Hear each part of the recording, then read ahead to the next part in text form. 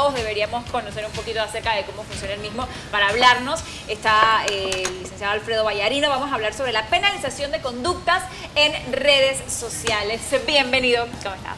Bueno, ante todo, buenos días. Gracias. Obviamente. Gracias a ti por la invitación. Gracias a ti por estar aquí. Yo sí A la orden, a la Yo orden. me sé que ¿dónde te invitado? Es que No, ¿dónde ya lo tengo casi para invitado. y no nos ha invitado a nosotras? Licenciado, hay muchas leyes, pues obviamente en la Constitución, y que estipulan y que penalizan ciertas conductas, pero cuando las hacemos a través de las redes sociales, parece que no, la gente piensa que no existe. Ay, no, porque es que eso no, porque es que eso es en el celular.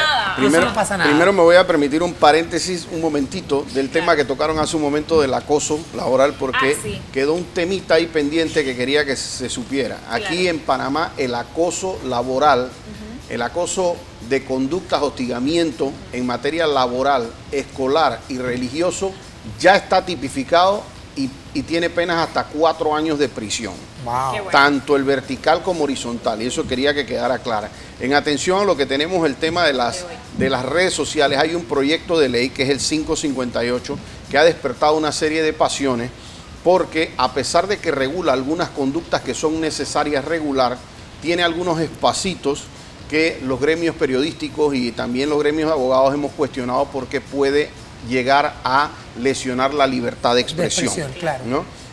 Ojo que cuando nosotros vamos a hacer a veces una regulación, tenemos que tener cuidado quién y para qué y cómo la va a implementar y cómo la va a interpretar. Entonces, el proyecto trae cosas positivas que son, por ejemplo, cuando las personas de repente agarran y te reemplazan identidades para empezar de alguna manera a ofenderte, ¿verdad? Cuando crean perfiles falsos y empiezan a atacarte a través de las redes sociales, es que eso pasará a los famosos haters. Tiene conductas para regular todo lo que se hace a través del phishing, de expedition, estos que hacen básicamente operaciones de pesca, que mandan páginas simuladas, por ejemplo, de los bancos para obtener contraseñas de las personas, ese tipo de cosas. El proyecto contempla también temas, por ejemplo, cuando un adulto crea perfiles falsos para establecer conversaciones con menores de edad a través de las redes. Es decir, esos puntos son positivos y son muy hay que apoyarlos en el proyecto. ¿En dónde entonces está la incomodidad de muchos gremios? La incomodidad viene, no vamos a llamarlo en la intención, ha sido un proyecto presentado por la señora Procuradora, no queremos entrar en la intención, pero sí queremos entrar en la interpretación que se le puedan dar a diversas cosas. Porque, por ejemplo, dice, cuando se utilice las redes sociales, ¿verdad? Ellos utilizan las tecnologías digitales, ¿no? Porque que ya de por sí te abarca muchísimo. Abarca todo, claro. Sí. Y te agarra y te dice, y se utiliza la tecnología y se ofenda a una persona, por ejemplo, ¿no? O se use para cometer otros delitos, entiéndase en eso también involucrado lo que es calumnia e injuria. Eso pudiera generar una serie de problemas.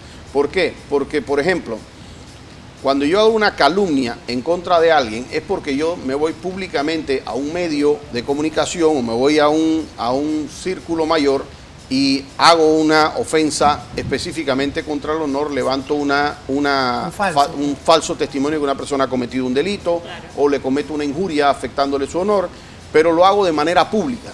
¿Qué pasa? Por ejemplo, se ha dado un debate, por ejemplo, de si yo publico algo en Facebook, en mi Facebook particular, y yo lo tengo limitado a mi grupo de personas privados, si eso en realidad es una conducta pública, porque en realidad eso yo lo tengo con mis amigos, claro. Es las personas que de alguna manera yo he establecido. Pero eso imagínate hoy día multiplicado, por ejemplo, a través de WhatsApp. Nosotros tenemos hoy día grupos que lo mismo pueden ser grupos de 10 personas, que lo mismo pueden ser grupos de 200 personas, las que están en un grupo. Seguro. Entonces resulta ser que yo comento algo sobre determinada persona, que hoy día, acuérdense que nosotros despenalizamos la conducta de calumnia, injuria en contra de las personas que son funcionarios públicos que tienen mando y jurisdicción. Es decir, el presidente de la República, ministros de Estado y demás funcionarios, ellos no pueden querellar por el delito de calumnia. Y se entiende que no deben querellar por el delito de calumnia porque tienen muchísimo poder en el momento y es una forma de coercionar a cualquier funcionario para que se dé un resultado de culpabilidad. Seguro. Entonces, ¿qué pasa? Esto cambia. Además, el delito de calumnia tenía penas, por ejemplo, que en su momento iban a 18 meses, que normalmente iban a penalidades que terminaban en una multa o algo así, pero que también queda una responsabilidad civil mayor. Cuando estas cosas no están debidamente planteadas y reguladas, cualquier uso de la tecnología para referirse dentro de un tema, de un proceso electoral, por ejemplo, y la persona se siente amenazada, va y me presenta un proceso de carácter criminal porque yo hice determinada opinión o comentario en mi red social o en mi red de WhatsApp, y eso pudiera ser tomado porque ahí, por ejemplo, no excluye a el mandatario, a los ministros. Así que si él siente en su momento que mi comunicación terminó así, pero ¿qué pasa también? Hoy día nosotros tenemos, y esto sería un tema de educación previa, porque nosotros tenemos la conducta que llega una información y la pasamos enseguida. Y entonces tú la pasas.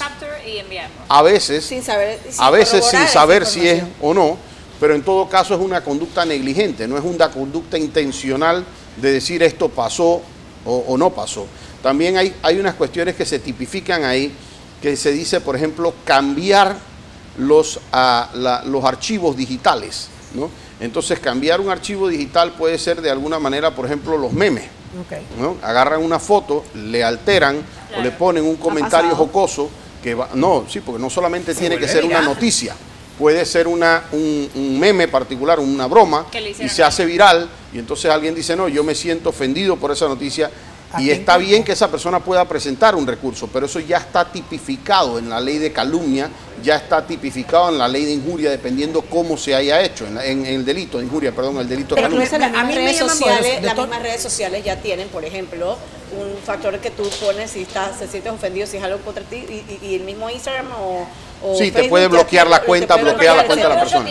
Claro, pero por ejemplo, aquí estamos hablando, a mí de la conversación lo que más me llama la atención es precisamente este tema. La red social, o sea, yo he ido a varios diplomados de manejo de redes sociales, y la red social que realmente donde mejor y más rápido se difunden las noticias es el WhatsApp.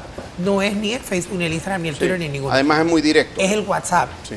Entonces, si una persona hace un meme mío de algo y lo empieza a mandar, ¿cómo yo llego donde esa persona? O sea, ¿cómo rastreo hasta dónde llego y qué derecho tengo versus que, por ejemplo, la misma plataforma de WhatsApp está ahora protegiendo, encriptando las conversaciones, diciendo que todo el material que tú mandas y es tu propiedad y tal y cual? Entonces, ¿dónde se encuentran esas dos cosas? Mira, al principio la forma en que se llega a demostrar muchas veces es con peritaje forense, que empiezan a determinar obviamente de qué archivo. Muchos de los archivos que se comparten, el propio archivo tiene información de, por ejemplo, el equipo que generó ese celular que lo envió. no necesariamente del celular, pero sí, por ejemplo, del equipo particular. Cuando se habla, por ejemplo, en los correos electrónicos, tú puedes abrir, cuando tú abres, por ejemplo, una foto y a veces le das hasta clic derecho, y esto tiene obviamente muchos otros temas forenses, pero de repente vas a poder leer qué computador lo hizo. Entonces, ese computador que tú lo haces y te establece te establece un número de computador, te establece una forma de identificar ese computador. Luego entonces vienen cotejos, porque resulta ser que esa foto me llegó a mí y está anónima, pero cuando yo la comparo con otras fotos que me ha enviado previamente, por ejemplo, Erika, ¿verdad? Entonces yo comparo que es el mismo ordenador el que terminó haciendo eso. Entonces hay formas para hacerlo. Lo que yo creo que nosotros tenemos que debatir y discutir es hasta dónde tú quieres criminalizar todas las conductas. Todas las conductas, hay muchas conductas que son malas, pero tú no necesariamente quieres criminalizarlo todo. Vamos a criminalizar al que está tomando y manejando, perfecto. Vamos a criminalizar al que se pasó la luz roja. Vamos a criminalizar al que habla por teléfono y maneja. Vamos a criminalizar. Si tú criminalizas todo lo que ocurre en el país, o sea, literalmente primero no te vas a dar abasto. Falta ver si la conducta esa tú la quieres criminalizar o quieres generar que la persona, por ejemplo, pueda ser demandada civilmente de una forma muy fuerte por andar afectando. Es que paguen algún tipo de condena o algún claro, tipo de... que estamos hablando de crear sobre esa conducta, en vez de una multa o en vez de una sanción de indemnización, tiene que ir a la cárcel la persona. En estos momentos lo que existe es la denuncia civil, no penal. Claro, si alguien me genera ahora mismo una ofensa, por ejemplo, en mi privacidad, ¿verdad? Que no haya sido una ofensa al honor pública, solamente iría en cuanto a la esfera civil. ¿Qué pasa, por ejemplo? Ha habido casos de medios de comunicación en donde se toma una foto en la intimidad y usted va a mandar a arreglar el celular y el que arregla el celular le da por mirar y viajar sus fotos y le empieza a mandar a sus grupos de WhatsApp y llega a un medio de comunicación y se publica públicamente una foto de su intimidad en los medios de comunicación, este es el caso medios escritos o digitales. A eso es lo que te digo. Eso no es una conducta criminal, pero es una conducta prohibida. Así como pasarse la luz roja no es una conducta criminal, pero es una conducta prohibida. Para eso ahorita mismo si tú te pasas una luz roja y le causas un daño a alguien, tienes que pagarlo. O sea, es una indemnización que tiene que pagar. Y si tú agarras esto que está aquí, que está prohibido difundir temas que son de mi absoluta privacidad y le generas un daño a alguien, también tienes que pagar. Y tienes que pagar como medio de comunicación o como persona natural o jurídica. ¿Sabes lo que pasa aquí? Lo que pasa es que aquí se señala a la persona que de repente se quiso tomar, si te da la gana de tomarte una foto desnuda y si la tienes en tu celular porque quieres, no sé, cualquier cosa, ese es tu problema porque lo tenías en tu celular. Claro. Si te lo roban o si tú lo mandaste a arreglar y la persona, otra persona, ¿por qué vamos a señalar a la persona que tiene la foto si ella no o él no la quiso publicar públicamente? Era su cosa privada. Es como si de repente tú te estuvieses cambiando en tu casa o estés desnuda en tu casa y alguien te toma una foto dentro de tu casa con un super lente y todo esto. Para mí es lo mismo. Y se difunde la foto. Que deberías ser penado. Claro, hay conductas como estas que deberían ser, en mi criterio, también criminalizadas. Es decir, cuando tú agarras y llegas a meterte en tal manera en la intimidad de la persona, ¿verdad? Y sobre todo con temas que ya tienen hasta algún contenido de sexualidad, pues obviamente sí, eso tiene que criminalizarse. De hecho,